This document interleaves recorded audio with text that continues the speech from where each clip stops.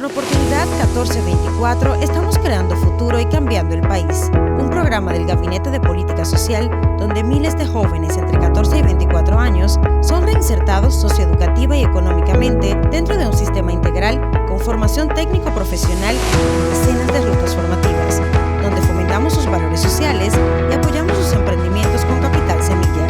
Oportunidad 1424 es cambio.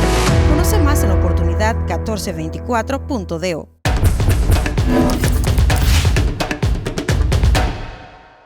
Gracias a Dios y gracias a ustedes, Politiqueando RD en su edición especial, como corresponde, ya está arriba.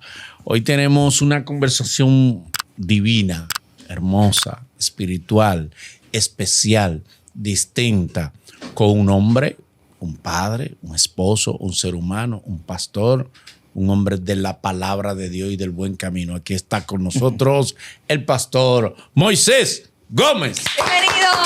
Gracias. Gracias, mis hermanos.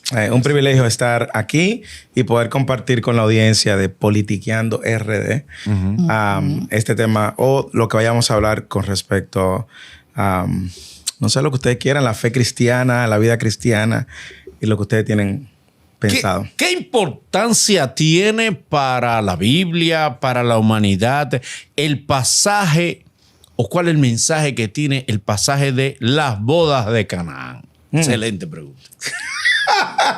Lo sabes todo. Lo sé todo. Ahora vienen a desmontarte la Biblia. No, yo quiero saber la motivación porque tú quieres arrancar con la boda de Canaán. Bueno, porque Pregunta. se convirtió el agua en vino. Sí, no, al hombre le dijeron, sí, se acabó la bebida. Sí, la gente no, se está la yendo. verdad, recuerda que cuando Jesús entra, Dios entra en nuestro tiempo, espacio, en materia, en la tierra.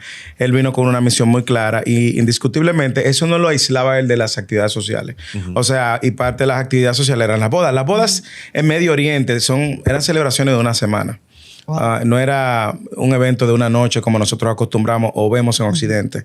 Las bodas empezaban y había mucho detrás de la reputación de la familia, incluso que hacía la celebración. Y lo que vemos en las bodas de Canaán es sencillamente una manifestación de la divinidad de Jesús, sobre todo. Yo creo que lo que hay que resaltar, aunque cuando María interviene con Jesús y le dice, mira, mujer, no ha llegado mi hora, refiriéndose a que las manifestaciones de él como el Mesías esperado y todo lo que él iba a hacer, que iba a afirmar que él era el Mesías, esto no entraba dentro quizá de esa agenda. Y él hace el milagro y efectivamente se registra probablemente como el primer milagro que Jesús registra en el Nuevo Testamento, convirtiendo el agua en vino. ¿Por qué digo que afirma la divinidad?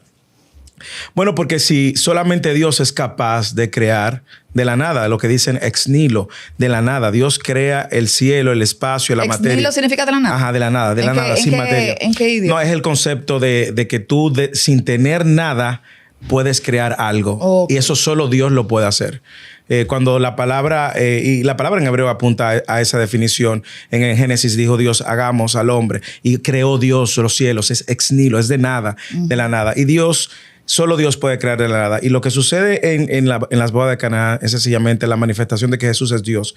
Yo creo que es la mejor manera de hacerle la lectura. Y luego, sencillamente, la calidad de aquel vino pues superior a todos los demás. Entonces, una pregunta, hermano.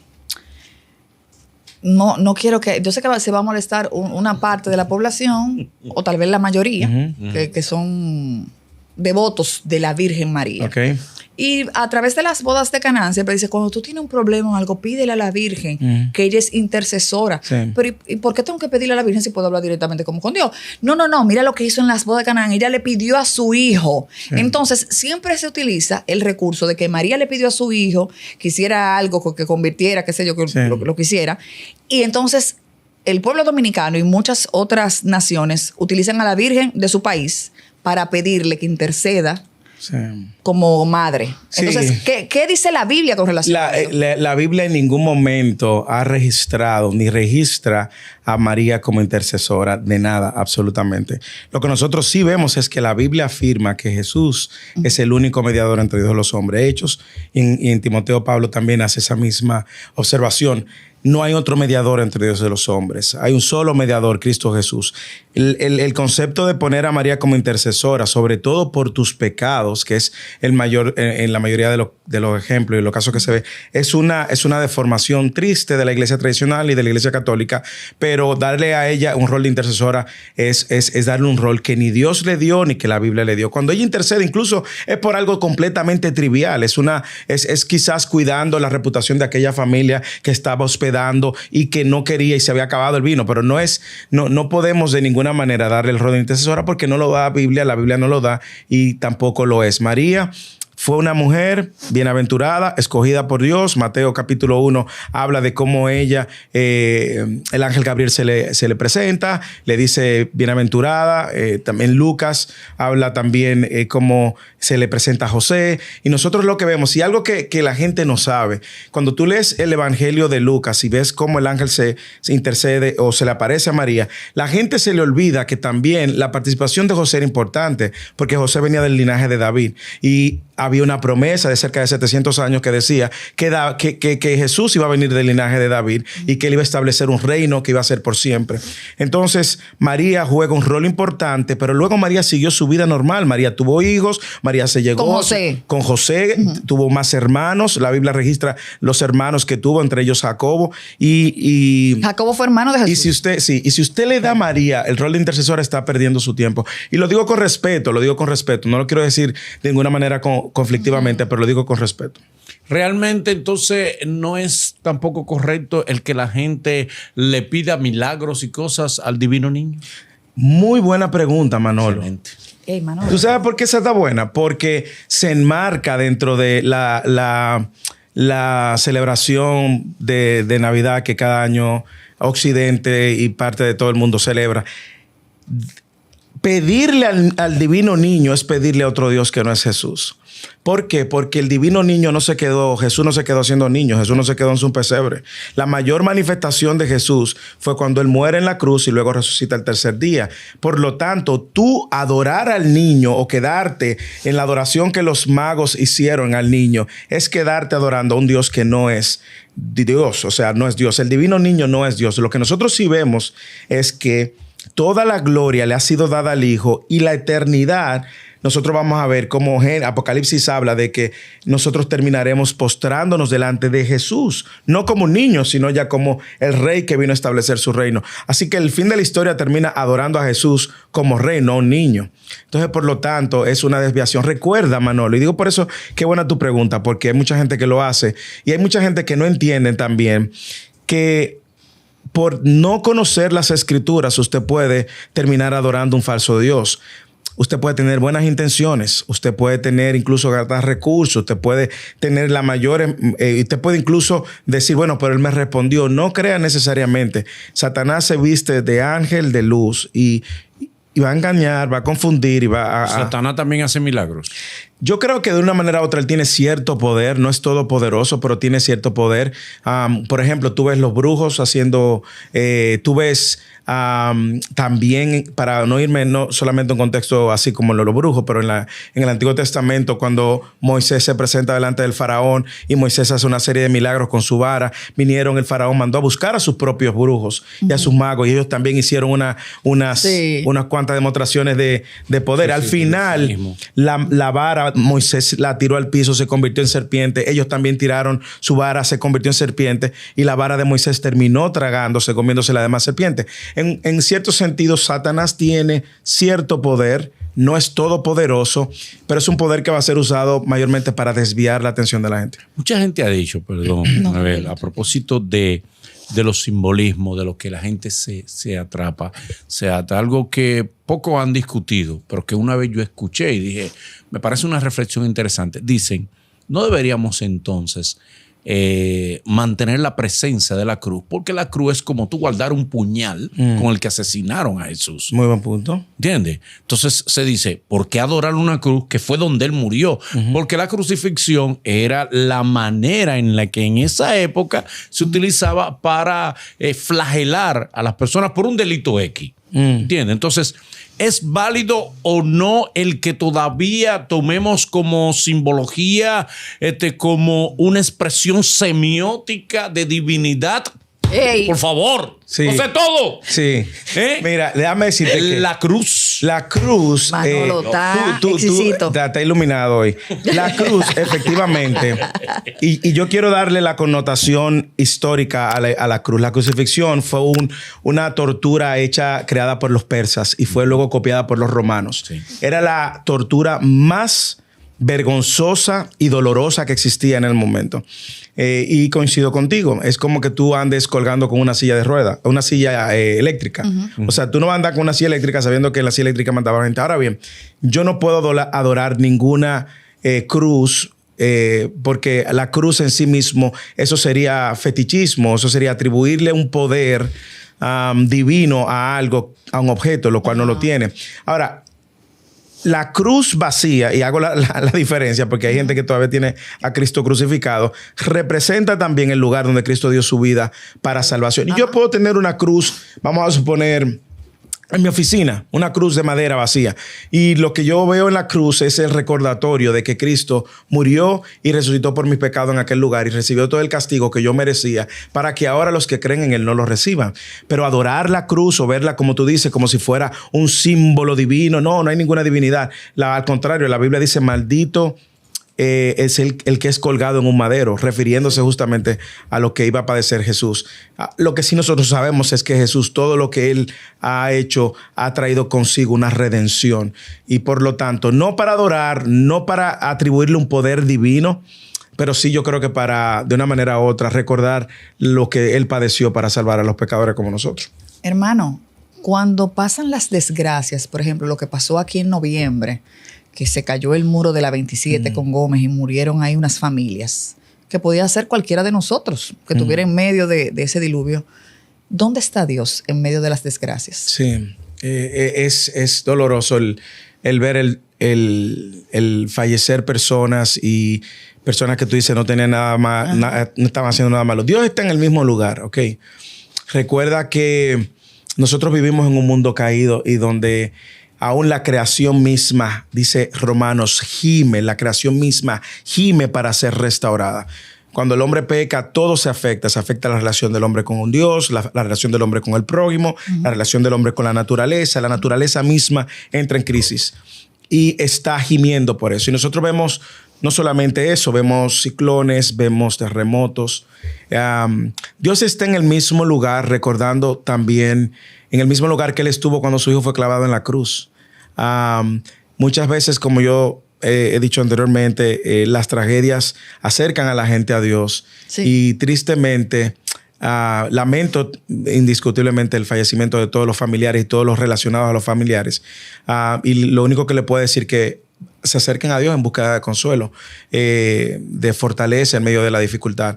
Pero Dios no se mueve de su trono, Dios está en el mismo lugar. Y hay eventos que suceden en la historia y en la vida del hombre para acercarnos a Dios. Y si hay alguna persona que está viendo este video y está en medio de alguna dificultad o recibió una noticia lamentable de una enfermedad terminal, mi mayor recomendación es que busque a Dios, porque nada acontece sino en la voluntad de Dios. Si esa enfermedad o tribulación te acerca a Dios, vas a ganar en medio de las circunstancias y en medio de la dificultad. Si Jesús, como la historia que hemos conocido en Occidente, nació en un pesebre, que significa que nació en la humildad, ¿por qué todo el cristiano no lleva entonces voto de pobreza en simbología, en similitud al nacimiento de Jesús, que es vida, origen, humildad? Claro, mira, yo creo que lo que Jesús vino tú usaste una palabra indicada, pero yo no diría que era la pobreza justamente que Jesús quería traer al venir a la tierra. Yo creo que Él vino a traer la humildad. ¿Por qué? Porque a representar la humildad. Tú puedes ser pobre y no ser humilde, ¿eh? Sí, tú puedes ser pobre y no ser humilde. Hay pobre, orgulloso, arrogante, completamente. Sí. Entonces, el principio que nosotros vemos en Jesús es el de humildad, no tanto el de pobreza. ¿Por qué? Bueno, porque él no solamente nace, no tiene lugar donde nacer, pero se da conforme a las escrituras. Recuérdate que José y María eran de un pueblito de Nazaret, que lo que habían eran como 1,500 habitantes, ahí no lo conocía nadie, pero la profecía decían que le iban a nacer en Belén. Y cómo Dios orquesta todas las cosas para que se dicte un edicto de Augusto César de que haya que censar a todo el mundo, y ellos tuvieron que agarrar para Belén y ahí no encontraron. Ubicar a los niños que nacieron. Entonces, ¿qué pasa? Exactamente, pero ¿qué sucede? Al estar la ciudad repleta de gente que fue a censarse, tuvieron que ir a un establo y nacer en un establo. Yo creo que lo que Jesús vino a representar, a traernos, fue un evangelio donde la humildad lo caracteriza. Luego él muere en una cruz y tampoco tiene donde lo entierren. Recuerda que él, José de Arimatea y los demás, fue que le ayudaron a él, y fue una tumba prestada que él estuvo por esos 3 días. Y nosotros vamos a ver que lo que él está diciendo es que él, teniendo todo, se desprendió de su gloria, se hace siervo, anda en medio de nosotros y dice: yo no he venido para ser servido, sino para servir. Por lo tanto, el discurso de Jesús va a ser un líder que es siervo, un líder que es humilde, no un líder arrogante, no es un líder vanidoso, no es un líder donde tiene su mirada puesta en la cosa de este mundo. Recuerda que cuando Satanás lo tienta, le dice: mira, yo te voy a dar todos los reinos de este mundo si tú te postras y me adoras. Y le dice: ay, escrito está, no tentarás. Tú vas a ver que Jesús estaba muy claro en cuál era su misión. Sin embargo, hay un llamado de atención para el pobre y para el rico. El rico, tú puedes tener ricos humildes que muestran realmente un genuino compromiso con el servicio, con la causa del Señor. Y vas a tener pobres que son arrogantes, orgullosos, que no son capaces incluso de recibir una ayuda por su propia arrogancia. Sí. Entonces, el voto que el cristiano sí tiene que hacer es un voto de humildad. ¿Por qué? Porque la vida cristiana es una vida, Manolo, de perdonar, de pedir perdón, de restaurar, de levantar al que se cae, de cuando se cae dejarse levantar, de servicio, de servir sacrificialmente. Y eso requiere humildad. Hermano, escuchamos de muchos pastores de diferentes denominaciones llamarse profeta, o que viene invitado al país a una charla que va a hacer tal iglesia, el apóstol tal. ¿Qué dice la Biblia con relación a eso, a los profetas y apóstoles? Bueno, lo que la Biblia enseña es que el ministerio apostólico y profético fue un ministerio que ocupó un lugar en la historia para el fundamento, dice Efesios capítulo 2, de la iglesia. Los profetas representando el Antiguo Testamento como oficio, y los apóstoles representando el Nuevo Testamento. Ahora mismo hay una apostolitis y ya cualquiera es profeta. Sin embargo, yo creo que lo que vamos a ver consistentemente en la Escritura es que no existió tal sucesión apostólica. Cuando Pedro está escribiendo su segunda carta, dice: mira, yo le estoy escribiendo con una urgencia porque yo me voy a morir. Y no deja a ninguno de sus discípulos. Marcos era discípulo de Pedro y no lo deja como un apóstol. Timoteo era discípulo de Pablo y no lo deja como un apóstol. Claro. No existió la sucesión apostólica. Y lo que nosotros vemos ahora, yo lo que le diría, si usted...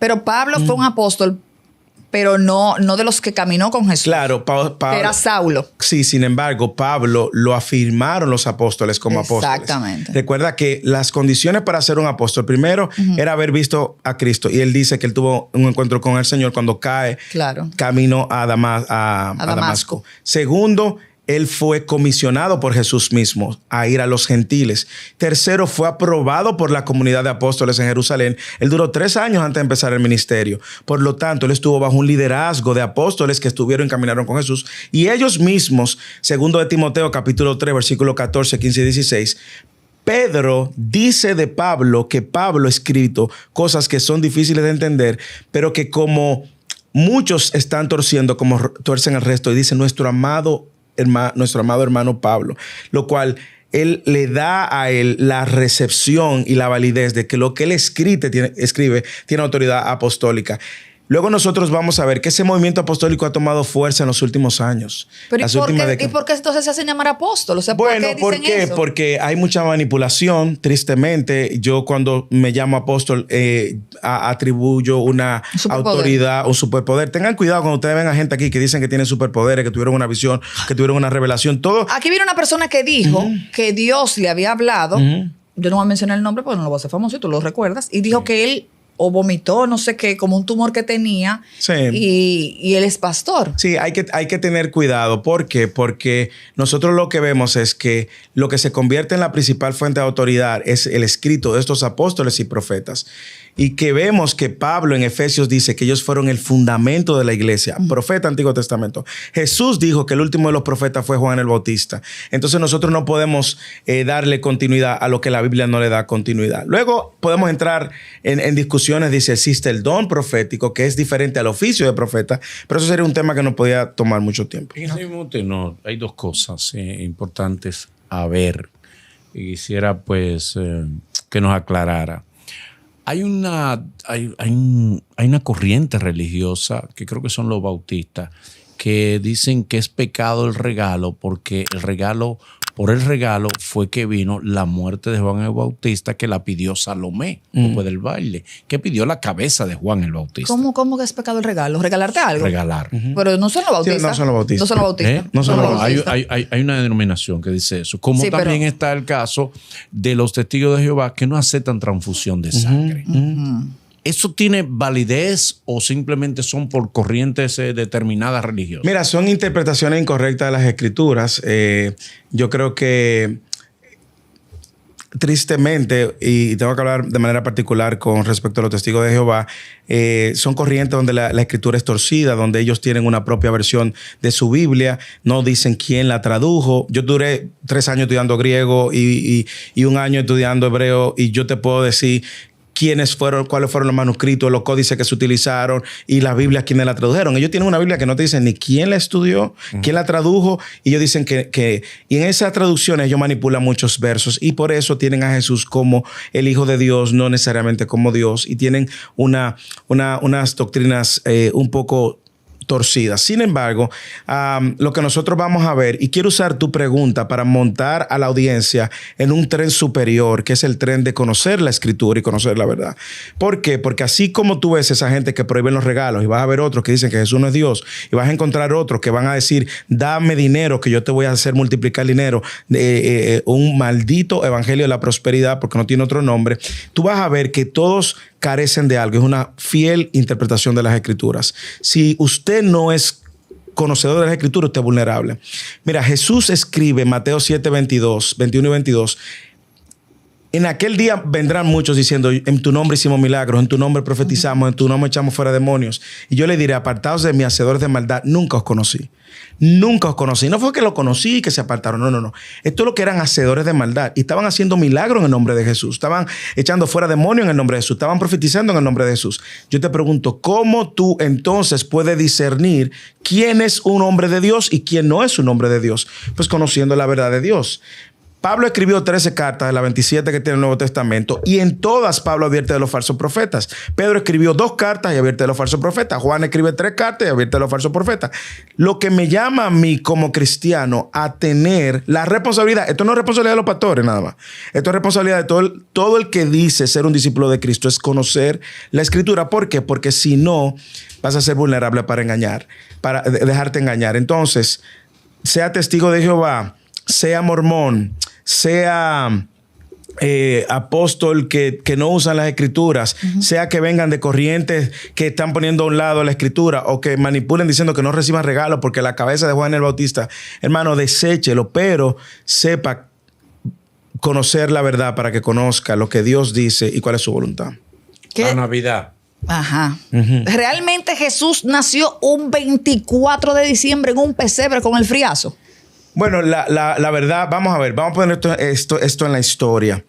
Perdón, porque hay como una mezcla entre un lío que el 24 fue la cena, Santa Cena, pero el 25 nació Jesús. Entonces como no hemos chupado eso. La verdad, vamos con la cena de Pascua, que la cena de Pascua se celebra para la época de Semana Santa. Pascua cae con la fiesta de Semana Santa, que era la misma celebración de Pascua que el pueblo de Israel celebraba, recordando la liberación que Dios le hizo a ellos de los egipcios en manos de Moisés, que lo libertó luego de 430 años de esclavitud. Y esa celebración de Pascua se da en el contexto donde Jesús mismo luego muere.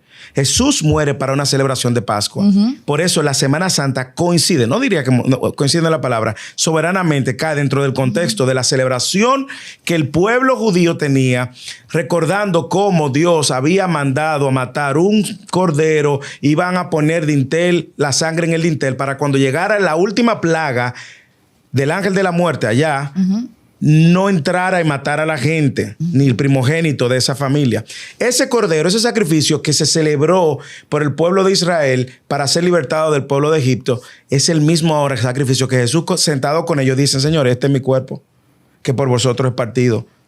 Y hace la última, lo que llamamos la cena, la última cena. Y ese momento, ¿qué pasa ahora después? Lo traicionan, lo matan, y en ese fin de semana de Pascua es cuando Jesús también muere. Con respecto a la Navidad y el nacimiento, nosotros no vemos la historia de la iglesia en los primeros 300 años, no vemos a la iglesia celebrando el nacimiento de Jesús. ¿Ok? Lo primero es eso. Lo segundo, el emperador romano Aurelio, si mal no me equivoco, 278 después de Cristo, él empieza, recuérdate que el pueblo romano, los romanos estaban muy divididos y muy paganizados, tenían muchos dioses. Y Aurelio había decidido establecer la celebración del Sol Invictus. Más adelante entonces viene Constantino, que tenía de novia o de concubina una persona que tenía unas ciertas creencias en Cristo, y él iba a una batalla, estaba dividido la nación romana, él iba a una batalla donde él estaba por debajo en número de su imperio. Era por cada 4 soldados del enemigo, él tenía uno. Y él dice que él tiene una visión y que Jesús se le aparece y le dice: con esta señal tú vas a conquistar. Y eran las 2 palabras griegas que forman una X y una P, rock, y chichirro, chi, que es la X, y una P, y le puso ese sello a todos los escudos de sus soldados y ganaron la batalla. Consecuentemente de eso, en el 313, él lanza el edicto de Milán. Señores, por 280 años, los primeros 300 años de la historia de la iglesia estaba bajo persecución de los romanos. Eso es bueno saberlo. ¿Por qué? Porque nosotros no podemos decir que la iglesia católica nació con Cristo. No puede haber nacido con Cristo, como dicen ellos, ni con la iglesia, ni con Pedro, que fue el primer papa. No. A Pedro lo mataron los romanos. O sea, los primeros 300 años de la iglesia fueron persecución. Constantino dicta el edicto de Milán y a partir de ahí dice: no más persecución. Y parte de la tradición era entonces de empezar a ganar a personas y adeptos de otros corrientes religiosas paganas, y muchas de sus celebraciones se incorporaron en sus fiestas, incluyendo el 25 de diciembre. Ahora bien, Jesús, lo que dice Clemente de Alejandría, que es el primer registro que se tiene, él dice que él era un maestro egipcio, pero muy fiel. Él dice que lo que Jesús nació fue cerca de mayo, agosto. Coge ahí. No en diciembre. Ahora, eso Jesús nació como en agosto. Mayo, agosto. Mi fecha. Mayo, agosto. Tú naciste. Ay, Jesús, pues Jesús es Leo. Tú naciste en agosto. Ay, tú sí eres fresco. Entonces, ¿qué nosotros, Leo? Ahora, ¿qué nosotros vemos? ¿Debemos de eso, por eso, descartar la celebración en sí misma? Claro que no. Lo que yo creo que tenemos que celebrarla con propósito, con el propósito. O sea, Jesús nació, no se quedó siendo un niño, que vivió una vida perfecta, fue a la cruz para reconciliarnos. De hecho, reconciliarnos con Dios. De hecho, Mateo en el capítulo 1 dice que Jesús iba a ser llamado Emmanuel, que significa Dios con nosotros, y que le iban a poner por nombre Jesús. Dios con nosotros. ¿Tú te sientes Manolo? Manolo viene de Manuel. ¿De verdad? Sí, Manolo es Manuel. Oye. Bueno, de Manuel. Entonces, pero no de Emmanuel. Dios viene de Emmanuel, por favor. ¿Te sientes ahí tú con Jesús? Está ahí con Jesús, voy. Agosto. Ya no está flex. Leo los dos. Ya no está flex. Ya va a empezar a congregarte. Sí, tiene que congregarte. Sí. Ay, Manolo. A propósito de eso, pregunto yo. Esta pregunta que nadie ha hecho. Ok, vamos a ver. Otra pregunta que nadie ha hecho. Si la gula es pecado. Y el cuerpo es un templo. Un templo. Estar gordo es un pecado. Wow, qué tremenda pregunta. Ey, Manolo. ¿Verdad? Te sentiste mal con lo de Porque Sensei. uno está alterando su cuerpo. Sensei te destruyó a ti. Mira, te digo algo. Probablemente muchos estén bajo la gula, están bajo pecado, porque no están cuidando su cuerpo. Probablemente sí. Ahora, la gula es una distorsión. Es tú encontrar tu placer y tu satisfacción solamente en la comida. Y el cristiano, vamos a hablar del cristiano, requiere el dominio propio. Usted no puede ser dominado por nada que no sea enseñarse al Señor. Pero la gula en sí misma es una manera de tú encontrar tu satisfacción y tu plenitud en la comida, de manera descontrolada y de manera muchas veces adictiva. Sin embargo, el pecado radica no porque tú estés comiendo, el pecado radica es porque tú estás reemplazando lo que realmente te trae satisfacción, que es Cristo, por la comida. Y todo el que está en Cristo debe de someter aún aquellas cosas que lo arrastran a pecar y a ir en contra de su propio cuerpo. La Biblia dice que nuestro cuerpo es templo del Espíritu Santo. Por lo tanto, probablemente sí. Sí, probablemente sí. El Papa, ¿dónde figura en la Biblia? Que él es la representación de Cristo en la tierra. Ay, qué pregunta. Tú sabes que el Papa no figura en la Biblia, es lo primero. ¿Y quién se inventó el Papa? El Papa, la iglesia católica. Después de Constantino, recuérdate que empezaron Constantino queriendo unificar en el 325 el edicto de Milán, el edicto de Nicea une a muchos obispos y arzobispos, y a partir de ahí se dieron cuenta del poder que podía tener el Estado y la iglesia. Pero el Papa, voy a decir esto con cuidado, sobre todo viendo el Papa actual que tenemos, lo que puede representar es como un falso profeta. ¿Por qué? Porque está desviando a la iglesia, está desviando a muchos feligreses de la verdad. Cuando tú ves el Vaticano I y II, que fue donde ellos afirmaron muchas de sus doctrinas donde hablan del purgatorio, muchas de sus doctrinas donde hablan de la adoración a María, muchas de sus doctrinas están desviando a la gente de la verdad. Cuando tú tienes el Papa como una figura que es la que está por encima de las escrituras incluso, y que cuando él está sentado ex cátedra, es decir, en su silla, y él habla, es infalible lo que él dice, sin duda alguna está desviando a la gente de la verdad.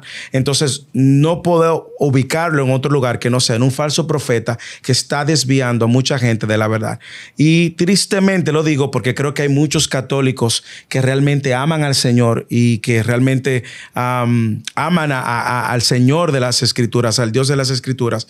Muchos católicos han tenido que muchas veces tragarse algunas de las incongruencias que el Papa, sobre todo el último, ha estado diciendo, que van en contradicción abierta con respecto a la Biblia. Así que si le puedo dar un lugar, sería de falso profeta, y pidiéndole al Señor que tenga misericordia y que en algún momento le revele la verdad. El problema de mayor es que el Papa, la iglesia y el magisterio están por encima de las Escrituras. Y eso fue lo que pasó en los primeros años cuando la iglesia fue iglesia. En el 1400, 1500, la iglesia estaba vendiendo indulgencias. Indulgencias que es el pago de la salvación, el pago del perdón de los pecados. Había un monje de apellido Tetzler. El impuesto a la salvación. Más o menos. Y decía, desde el momento en que la moneda suene, en ese momento el alma de la persona por la cual tú estás pagando sale del purgatorio. Eso es desviando a la gente. Y esos fueron años de oscuridad. Y por causa de eso fue que entonces vino la Reforma Protestante en el 1517. Si todo estaba escrito, si todo, como según conocemos la historia, tenía que suceder así, todo el que obró mal está salvo entonces. No. Sí, si no desviaba lo que estaba escrito, y no se podía desviar. Vamos a ver, ¿a qué tú te refieres? Paso a explicar. Jesús decía, tiene que suceder porque escrito está. Ok. ¿Verdad? Claro. Él vino a una misión. Ajá. Y la misión tenía que cumplirse tal cual lo había escrito el guionista del mundo, Papá Dios. Tenía que suceder así. Entonces, Herodes está salvo. No. Porque Herodes cumplió la misión de atacar, igual que los edictos que se dieron. Entonces, Judas está salvo porque le tocaba traicionar. O sea, cada uno le dieron un papel. Lo que pasa es que cada uno de ellos también es responsable de su pecado. Y por su pecado... Pero si ellos no tenían otra forma de no hacerlo, porque estaba escrito que tenían que hacer eso. Ellos tenían la manera de arrepentirse, como se arrepintió Pedro y como se arrepintió Nabucodonosor, que fue un rey incluso que levantó imagen para que lo adoraran, y luego en los últimos días de su vida dijo que no había otro Dios más grande que el Dios Altísimo. Es decir, yo creo que cada quien es responsable. Dios es soberano y el hombre es responsable. Es un gran misterio, si se puede decir así, pero cada quien le va a dar cuenta a Dios por sus acciones. Primero y segundo, no hay otra manera de ser salvo que no sea por medio de la obra de Cristo. De la única manera, Manolo, que tú vas a ser salvo es por medio de Cristo. No porque tú hagas buenas obras, no porque tú seas bueno, porque seas buen esposo. Esos son evidencias de que algo sucedió en tu corazón, pero lo que te salva es creer en el Señor Jesucristo y no hay otra manera de llegar al Padre si no es por medio de Cristo. Por lo tanto, ellos le van a dar cuenta a Dios. Lo otro que dice la Biblia, para darte un argumento bíblico, Romanos capítulo 9, sobre todo cuando Pablo está hablando de la elección, de que Dios elige soberanamente, él habla del faraón y él dice que Dios endureció el corazón del faraón para manifestar su poder. Y Dios dice, es soberano para hacer de un vaso de honra y un vaso de deshonra. Entonces, muchos de esos vasos de deshonra, Dios lo usó para su plan y su propósito, pero ellos seguían siendo responsables y tenían la oportunidad de arrepentirse también. ¿Pudo casarse Jesús Pudo con María Magdalena y tener una hija llamada Sara, como dice el Código Da Vinci? eso, el Código Da Vinci es una novela. Sí, yo sé. ¿Sabes que la primera vez que yo conocí fue Anabel fue en un debate del Código Da Vinci? Perdone la hora. En Perdone la hora. Bien. Ah, ¿usted estaba allá? Sí, estábamos. Pero tú sabes que Anabel no quería, me tenía baneado, no me dejaba hablar. Toda la pregunta era para el otro invitado en ese momento. Digo, ya eso está perdonado, ¿verdad? Claro, claro. Pero el Código Da Vinci primero es una novela. Segundo, esos son cuentos de camino. Si Jesús pudo haber casado, sí, él se pudo haber casado. Se casó, no. ¿Por qué? Porque él vino clara a una misión. Él sabía que él iba a morir. Si él sabía que él iba a morir, ¿para qué iba a dejar una familia encaminada, huérfana, una mujer viuda? Él vino con una misión clara. Y ahora lo que se habla de manera metafórica, que su novia es la iglesia. Es decir, el número de cristianos pasado, presente y futuro. Y que él viene por esa iglesia. A esa iglesia a quien él compró a precio de sangre. Excelente. Tú sabes qué sería bueno después. Moisés, para aquellos que están viendo el programa, ha tenido intervenciones con nosotros porque está en el país. Moisés reside en Dallas. ¿Desde qué año, hermano? ¿2016? No, en Dallas desde hace 4 años, pero en Carolina, 5 años, pero en Carolina 3 años, o sea, como 8 años ya tengo. Sí, tiene 8 años fuera preparándose precisamente en teología, un máster en divinidad, que son cosas que yo no entiendo. ¿Qué es lo que es un máster en divinidad? Mira, si tú supieras un título que le dan a la maestría ¿Es más... en inglés o en español? Es en inglés, es en inglés. Okay. Es la maestría más completa para el ministerio pastoral. Okay. ¿Por qué le llaman divinidad? No sé, porque para la verdad no tiene nada. ¿En inglés cómo se llama? Así mi Master in Divinity. Ok. Sí. Entonces, ese tipo de cosas, por eso Moisés, ojalá nosotros tenerlo aquí en el país, para que esté mensual aquí como un colaborador, Sí, claro. e instruirnos de la palabra. Tal vez podemos hacer un contacto por Zoom. ¿Cuándo traemos a Miguel Núñez? Eso sería. Ese sí es Ay, difícil. Ese es duro. No, él no es difícil. Yo lo entrevisté muchísimas veces en el programa. Vamos a traer a Miguel Núñez. Él no es difícil. Tengo que ver, Él no es tengo que- difícil. Él no es Voy a difícil. caer el domingo allá. Él no es difícil. Tiene que enfriarte. Tengo que enfriarme. Porque la última vez que vi a Miguel así me dijo, ¿cuándo pasó esto? Yo con el bebé aquí, ¿cuándo pasó esto? Gracias, Moisés. Hermanos, Claro, gracias. solamente déjame dar tu mensaje a ti, un mensaje a ti y un mensaje a la Adelante, audiencia. adelante. Recordarles que todos estamos en necesidad de un Salvador. Todos somos pecadores y necesitamos el perdón de nuestros pecados y la salvación de nuestra alma. Y Cristo es el único proveedor de eso. Él lo hizo y lo mencionó fácil. Es el camino, la verdad y la vida. Mi recomendación: venir a Cristo en los términos de Dios, no en los términos personales. Tíquete. Él define la manera en que nos acercamos a Él, no nosotros. Él es Dios, nosotros somos criaturas, somos sus hijos, pero Él define cómo nos acercamos a Él, así que acerquémonos por los medios y el único medio es Cristo. Entonces es correcto una reflexión propia que yo Ajá. tuve. Yo entiendo, no debemos decir, entiendo yo, ¿no? Y tú me corriges si es incorrecto o no. No debemos decir, yo tengo un Dios que, sino yo pertenezco a un Dios. Si efectivamente perteneces a Dios, sí, claro. Y no yo tengo un Dios. Ahora, lo más importante a lo que tú estás diciendo es si efectivamente tú perteneces a Dios.